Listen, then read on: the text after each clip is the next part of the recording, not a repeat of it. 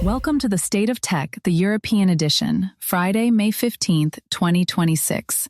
I'm Samantha Lawrence. And I'm Bob Russell. Today, Nvidia's high-stakes China chip mission, a $6.6 billion payday for OpenAI staff, China's quantum leap with Jiuzhang 4, the UK measuring how fast AI can hack on its own, Gemini taking over your Android keyboard, and WhatsApp's new incognito chat with Meta AI. Let's start with Nvidia in Beijing. Jensen Huang is in Beijing this week, and he's not there for the food. Washington has cleared roughly 10 Chinese companies, names like Alibaba, Tencent, and ByteDance, to buy Nvidia's H200, the AI chip everyone wants. But here's the catch. Not a single one has actually been delivered yet. So the licenses are on paper. The chips are not on planes. Huang traveled as part of a U.S. delegation led by President Trump, which tells you how political this has become. Nvidia desperately wants the China revenue back. Beijing wants the compute. And Washington wants leverage without handing over the crown jewels. And the H200 isn't Nvidia's absolute top chip. It's the cut-down export version. But it's still powerful enough to train serious AI models. That's why Anthropic published a paper this week arguing that whoever has the most compute basically wins the AI race. It's a strategic resource now, like oil in the 70s. The deeper issue is that nothing about this deal is stable. One executive order can flip it. Chinese buyers know that, so even if shipments start, they'll keep pouring money into Huawei's homegrown alternatives. Nvidia risks training its own competitor by being too slow. For Europe, this matters more than people think. We're not in the export control driver's seat. We're a passenger. European AI labs, Mistral, Aleph Alpha, the research institutes, they all buy the same Nvidia chips on the same global queue. If Washington reroutes supply toward or away from China, European allocations move too. And there's no European H200. The EU Chips Act is real, but it's targeting mature nodes, the chips in your car and your washing machine, not bleeding-edge AI accelerators. Which means Europe's AI ambitions are, for the foreseeable future, hostage to a negotiation happening in a Beijing hotel between Huang and Chinese regulators. The honest read, even if Huang gets a handshake this week, the underlying tension doesn't go away. Export controls have become the main instrument of tech policy, and chips are the new currency.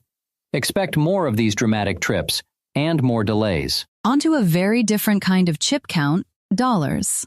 OpenAI employees are reportedly about to share a $6.6 billion payday through a so-called secondary sale.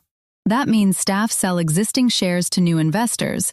The company itself doesn't go public, but the valuation keeps climbing. And it's a smart move for OpenAI as an employer. The AI talent war is brutal.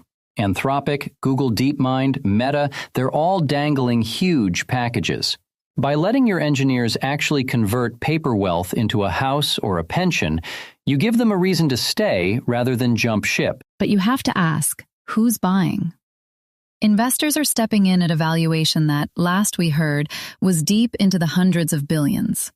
For that to make sense, OpenAI needs to roughly own the future of enterprise AI.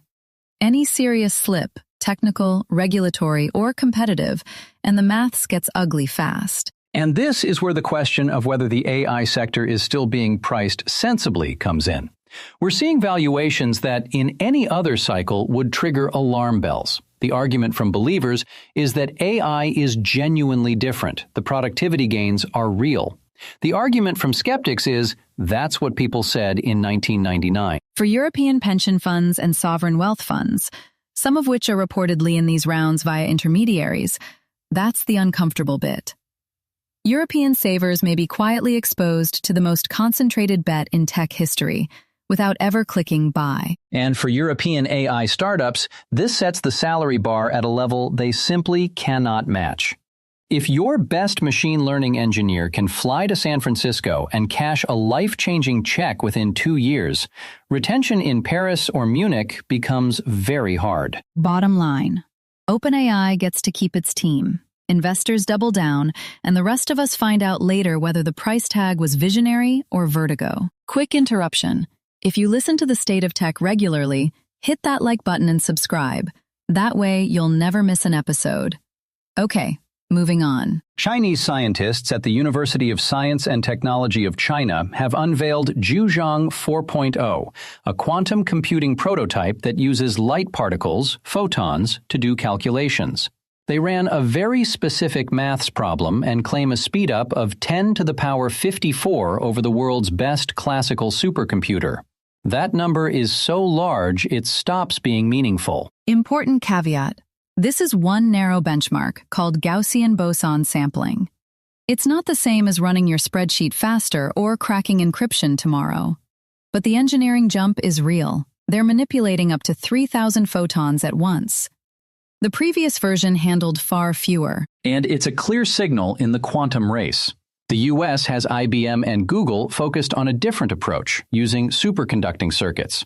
China is leaning hard into photonics, light-based quantum machines. Both have trade-offs, but China just planted a very visible flag. For Europe, this is a wake-up moment. The EU has its quantum flagship program, and countries like the Netherlands, France, and Germany have serious research groups, QTech in Delft, for instance. But funding compared to China and the US is modest, and we don't have a national champion of this scale. The longer-term concern is encryption. Today's banking, government, and medical data is protected by maths that a sufficiently powerful quantum computer could one day unpick. Jiuzhang 4.0 doesn't do that, but every milestone shortens the runway. European regulators are quietly pushing post-quantum cryptography, and stories like this one explain why. So no, your laptop isn't obsolete this morning. But the gap between physics demo and security threat is closing faster than the policy world is moving. The UK AI Safety Institute, a government body that tests how dangerous AI systems are getting, just published research on autonomous cyberattacks. The plain question they asked: can an AI, with no human hacker watching, find and exploit security holes in real software? And how fast is that getting better? Their answer, in short, faster than people thought. The Institute is deliberately building a yardstick so governments and companies can see the trend line before it's too late. The numbers show clear jumps with each new generation of models on tasks like reconnaissance, finding vulnerabilities, and chaining steps into an actual exploit. What's striking is who's doing this measurement.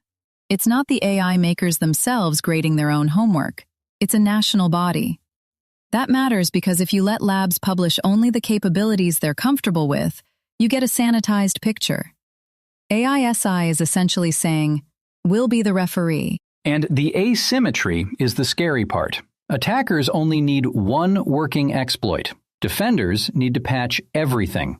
If AI cheapens the cost of finding flaws, attackers get the productivity gain first because they don't need approvals, compliance checks, or change management meetings. For European companies and governments, this is urgent. Critical infrastructure, hospitals, energy grids, town councils has been pummeled by ransomware for years already, often with sloppy attackers. Make those attackers smarter and cheaper, and the threat scales. The European equivalent is taking shape. The EU AI office in Brussels handles general-purpose AI under the AI Act, and ENISA covers cybersecurity. But neither is yet doing the specific capability evaluations AISI is publishing. There's quiet talk of an EU AI safety hub modeled on the UK approach. The takeaway for businesses: assume the attacker on the other side has an AI assistant. Treat AI-assisted defense as a now budget item, not a 2027 project. All right, to close out, two things you can actually use today. First one, an AI feature most Android users are about to get for free, whether they asked or not. Google is plugging its Gemini AI into Gboard, the default keyboard on Android phones. From now on, when you tap the little microphone icon to speak instead of type, it's Gemini converting your voice to text. And it doesn't just transcribe, it cleans up the rambling, adds punctuation, and can rephrase what you said into a tidier sentence. Which sounds harmless until you remember an entire category of startups built businesses on exactly this. Otter, smaller players doing meeting notes and dictation, paid subscriptions starting at around €10 a month. If the basic experience on every Android phone is suddenly this good, the reason to install a separate app shrinks dramatically. It's the classic platform move. A feature gets validated by startups for years, the platform owner watches, and then absorbs it into the operating system. Sherlocking, as the saying goes. If you're building an AI product on top of someone else's distribution, this is your nightmare scenario in a single news item. Practical bit for listeners. The rollout has started on Pixel phones first, with broader Android availability coming in waves. In Europe, expect a slightly slower arrival because of how Google handles Gemini features under the Digital Markets Act. Certain integrations need a tick box from Brussels first. To try it, open Gboard on a recent Android phone, tap the microphone, and start talking naturally.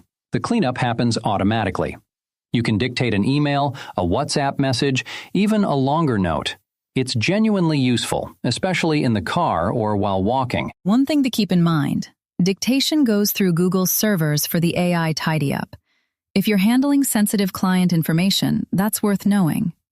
For everyday messages, it's a real upgrade and it costs you nothing. A free upgrade, with the small footnote that one more daily moment of your life now flows through a Google AI. And second find, also free, also worth a try, but with a bigger asterisk. WhatsApp is rolling out a feature called Incognito Chat. It lets you talk to Meta's AI assistant without the conversation being tied to your WhatsApp account. Meta says these chats aren't stored, don't appear in your chat list, and aren't used to train the AI further. The reason Meta is launching this now is obvious. ChatGPT, Claude, Gemini, none of them are tied to your social identity. People ask AI chatbots deeply personal questions, medical, financial, relationship stuff, and they don't want that linked to the account where they message their mother. But a privacy promise from Meta should not be taken at face value. The fine print matters. Even in incognito mode, metadata, the fact that you used the feature, when, from which device, can still be logged for what they call abuse prevention. And Meta hasn't confirmed exactly how the European rollout interacts with GDPR and the Digital Markets Act. It is also not the same as Signal or a model running locally on your laptop. With Signal, the company genuinely cannot read your messages. With a local AI, nothing leaves your device. Incognito Chat is Meta saying, "Trust us," which is a different category. To try it, open WhatsApp, start a new chat, and look for the Meta AI option with an incognito toggle. Availability is rolling out, the US first. EU users may see a delayed launch while Brussels reviews the privacy terms. If you want a useful test, ask it the kind of thing you'd never type into a regular search box. A health worry, a salary question, a tricky family situation. Then decide for yourself whether Meta has earned the trust. Today we covered Nvidia's China chip mission, OpenAI's $6.6 billion payday, China's Jiuzhang quantum breakthrough, the UK measuring AI cyberattack speed, Gemini taking over Gboard dictation, and WhatsApp's incognito chat with Meta AI. Want to know more or react? Visit stateoftech.eu or email us at info@doorzetters.net. State of Tech, the tech world in 15 minutes.